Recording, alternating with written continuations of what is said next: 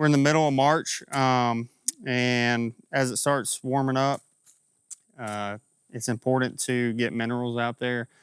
The hotter it gets, the more mineral consumption becomes important, and you'll start seeing deer, dig holes trying to find different minerals that they need. Bucks to grow antlers, does as they start lactating and building up milk reserves for fawns that'll drop. We're doing just a few different types today. One of the dumbest things in the world is that mineral goes on sale at Walmart, Bass Pro Shop, everywhere at the exact time that you need to be buying it and putting it out. So I just buy whatever's on sale, and that's why we're using what we're using today. We're going to use different stuff at different places, but I'm going to put 3 different mineral licks here. One's more of a trace mineral with the trophy rock. One is more probably vitamins and minerals that you need with the analogics, and then this liquid stuff, I've never used it before, so we're gonna see if they mess around with it. It's important, like especially where we are in South Alabama. The soil here is sandy loam, so our soil sucks basically, and a lot of our deer are just mineral deficient, so it doesn't matter what I put out, they're gonna hammer it. So I try and give them everything they can need and different types of everything that they can need, and we see positive response from it. But we're gonna basically what we're gonna do is for each lick, I mean, you can just pour this stuff on the ground, but the way I like to do it is kind of start like a 2x2 square and clear it out and just kind of churn the dirt, and it should kind of seep down into the soil quicker and help just overall absorption and speed up the response time, which lucky for us, it's gonna rain over the next couple days, so this is like perfect time to put this out and go ahead and get these draining into the ground. So that's what we're gonna do. All right, so here's 4 reasons why minerals are important for deer and why it's crucial to be getting mineral access to your deer herd. Number 1, antler development. The growth of antlers is super demanding from a mineral standpoint. The exact amount of each nutrient can vary by region, but your velvet antlers are going to be made up of roughly 80% protein and then a bunch of different minerals, but mostly calcium and phosphorus. Your hardened antlers are going to be closer to 40% protein, and then the rest of those antlers are going to be minerals, once again dominated by calcium and phosphorus. With that being the case, without adequate mineral intake, which they'll need the access to that to be able to get that adequate mineral intake, bucks are going to struggle to grow the mass, the tie length, overall frame structure. Just in general, they're going to struggle to reach their genetic potential without access to protein for sure and minerals alongside that. Number 2 would be doe health and fawn development. While your buck's antlers get the majority of the attention, does require just as many minerals, especially during pregnancy and lactation. The goal would be too, though, that as this kind of soaks into the ground, they start digging into it, that there's kind of a dent or a little bowl left. When it rains, it fills back up with water and kind of reactivates that every time. So fawns are developing in the womb post-rut, late winter, early spring, and their skeletal structures, just like any other deer, rely on minerals transferred from their mother. Once born, fawns continue to receive essential nutrition from their mom's milk. That lactating doe has to consume a high amount of minerals to meet the demands of both herself and her offspring. Sometimes you're going to have just one fawn, but a lot of times a healthy fawn should be dropping twins, and we even see triplets in rare occasions. Are you recording? Yeah.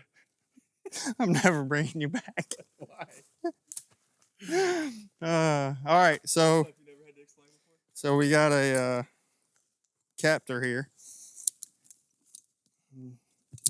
Mr. Possum. He is actually dead. He is not playing. I'm gonna go ahead and take him out and chunk him in the woods. Yeah, we're trying to trap raccoons.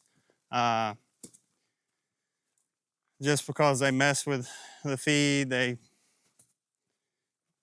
piss and poop in the feed. They're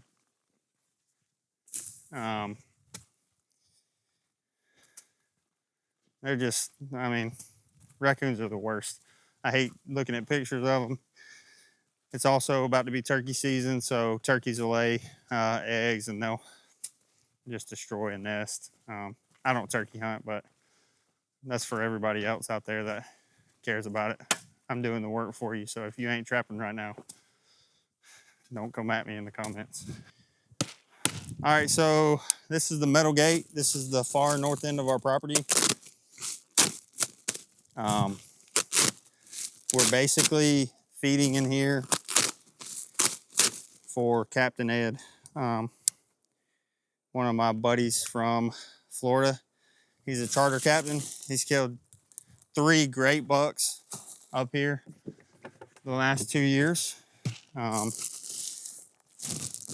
So this is his spot.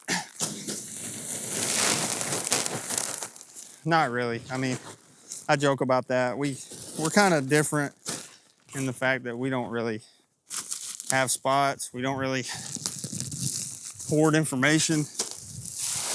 We're all kind of working towards the same goal, which is awesome, because then when one of us kills something, we all had part in that. And if that wasn't the case, I mean, it'd be tough to keep doing it. Like finding satisfaction in others, you know, kind of sharing that success is huge, and makes it a lot more fun for sure. So pulling SD cards, really just mine, but I don't know how you do it, but I have 2 different cases I use when I'm out in the field. When you're running a bunch of cameras, I'd recommend it. I'm also a little psychotic, and I turn the ones that are used around backwards, just so I know what they are, because nothing's worse than having the wrong SD card, or having, you know, not knowing whether that's a clean SD card or jacked up SD card. And the worst feeling in the world is putting it into your computer and there's nothing on there. I use pretty cheap, just regular game cameras. I'm using a stealth cam right here. And then the guys in Florida down there, they got a Reveal X Pro down at the bottom, which is just a way for them to be able to get the pictures from far away. I kind of prefer to look at them old school on an SD card, but that does give them access to a bunch of pictures. So when they're out on the boat and they want to talk about hunting, they can pull them up. All right, so we've got Imperial Whitetail 30-06, we got Deer Cane, and we got Lucky Buck. These 2 are pretty common anywhere you're gonna be. This one, wanted to try it out, maybe a little more higher nutrition value in it, but same deal. I mean, you know, February, March, you start looking, you can find deals on minerals, and that's the exact time you need to put it out. So if you want to set a reminder for this time next year, look for them on sale. But I mean, intake with minerals is about to skyrocket as we move into, you know, into March, April, May, June. Mineral intake is going to skyrocket, so I try and get it out there and give them a little time to you know, absorb into the ground, and then they start hammering it as they start to grow antlers again and as they're forming fawns. So number 3 reason why deer need minerals is going to be bone and skeletal strength. Just like in humans, strong bones require a steady supply of calcium and phosphorus. For bucks, does, and fawns, they're all going to rely on these minerals to help them grow strong bones in their skeletal structure. And then number 4 would be just the overall health and disease resistance in your herd. Minerals play just a huge role in immune system function as well. So key trace minerals like zinc, copper, selenium, those are going to be your minerals that you look for to help deer fight off infections, to recover from injuries, and just to maintain overall herd health. Finishing out the north end of the property with this last spot, we're gonna go above the hickory oak. Got a big field we call the hickory oak, and we're just gonna go to a feed station up above it, which I really love. I'll tell you about that when we get there. All right, we're up one of my favorite parts on the property. I love this place because the only time we drive up here ever is to put feed in here. So it's like a dinner bell, you know, be getting deer up here 30 minutes after we leave. And up until last week, we had to walk. We had to walk all the way around because the culvert had washed out, but the timber company we leased from came and fixed it. So we get to drive, which is a lot better. How long was the walk? It was a mile round trip. So 50 pounds. I mean, I have 2 cameras up here because if I'm going to walk a mile with 50 pounds of feed, it ain't going to do if I can't look at pictures. So we built these just out of, obviously you can even look at it until it's not treated. I mean, they're going to rot if you don't use treated lumber, but it doesn't take much to kind of cover the feed, at least from the weather, and keep it dry. Raccoons are going to be able to get into this, but the tax man, he's going to get his most of the time. So, yep, this is it.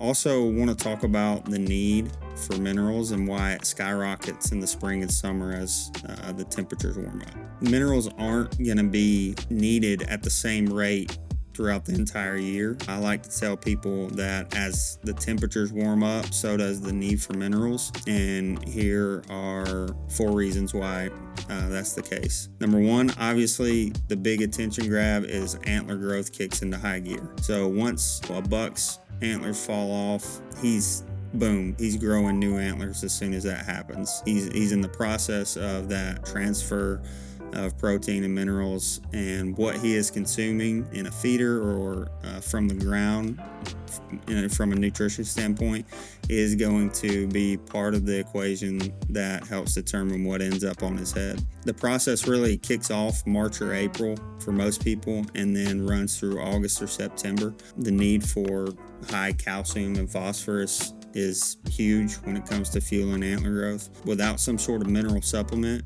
or especially on properties without great access to good quality minerals, bucks are going to pull these nutrients from their actual skeletal reserves, which is going to hurt them in the long run because they're going to be pulling from their body to grow antlers. So they need abundant access to protein and minerals during the growing season in order for them to reach their full potential. So still above the hickory oak, but these pines were really thick and short, and there was no way for us to hunt them a handful of years back.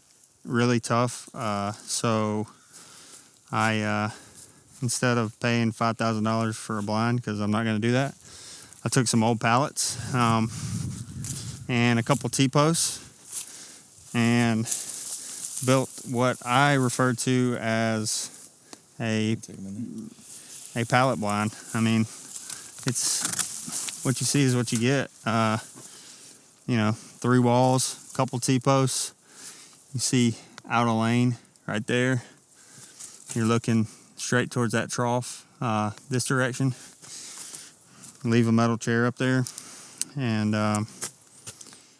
that's it. I'm just not the guy that's gonna spend loads of money on a box blind. We build a lot of our own stuff, and I killed 2 bucks out of that blind the first year we built it, and then we've been building them ever since. We got them all over the property. It blends in a lot better than a pop-up blind to me, because as you can see over the years, a bunch of pine straw and weeds and all kind of junk grows up around it. Looks a lot more natural, and I love that I can look through slits on the side and basically just hide out and never even look through a shooting window. So there it is, pallet blind. We're at that baseball field. Big plot. Turkey's been going crazy in here. We'll have to feed out of here by the time they're hunting them, Mr. Game Warden. A lot of guys just stop feeding during turkey season, and we're not a lot of guys. We're gonna feed. I mean, this is a deer property, so I mean, basically what it comes down to is turkeys are dumber animals, so you can't feed them when you're hunting them. I'm just kidding, sort of. They got a brain the size of a soybean. All right, I better stop. This is great. Nah, turkeys are geniuses, and they got great eyesight, and they, whatever. Number 2 would be does entering peak lactation. Talked about this earlier, but lactation is one of the most nutritionally demanding periods in a doe's life. After fawns are born in late spring, early summer, does produce milk, and hopefully high quality milk rich with minerals to ensure your fawns are developing correctly. And since milk production is just part of the strain and the struggle on a doe's mineral reserves, she's going to require a ton of extra nutrition, whether it be protein or minerals, to help her produce for herself and her fawns. We set 10 of these a couple weeks back, and we caught 5 raccoons and 3 possums. The other 2 didn't go off. I threw some Swedish fish in this one. Worked like a charm. Couldn't resist it. I mean, look at them. Yeah, if you want to buy the ultimate raccoon bait, Swedish fish. All right. Are you actually going to video this? I think so.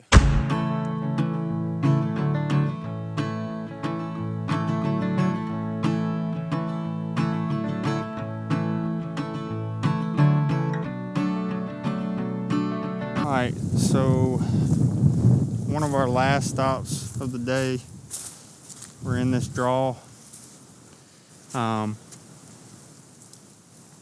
lot of access to water here. We're doing mineral here, but just want to talk about the frequency that I do it. So I try and get it out sometime, like I said, March, just because that intake's about to skyrocket. But I probably won't put mineral out again for 6 to 8 weeks, just depending on what it looks like. As they kind of find it, as they get to working on it, what does it look like in terms of how much they're using, whether the site's still active, and you can kind of watch and tell when it slows down or when you need to refresh it. So I got more stuff at the cabin, but I'm just putting enough out today to kind of get some started, to kind of have it readily available once they start hitting them, because they really haven't hit our established sites a lot yet, but they will.